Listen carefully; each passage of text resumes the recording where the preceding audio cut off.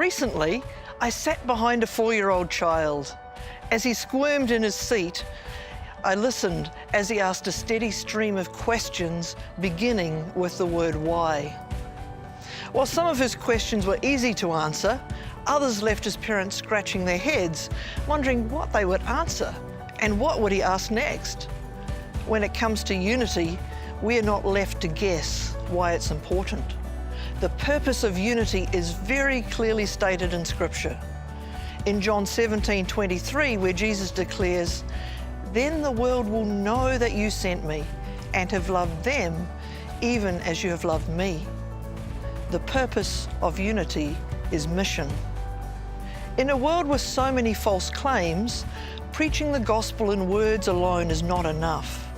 It's not enough to impress the world around us. The gospel must be lived. If we fail to display unity within the church, doubt is cast on the message of the gospel and its power to change lives. Because the church belongs to God and takes its name, how it acts reflects directly upon God. The church can either honour or dishonour God's name by both its words and its actions.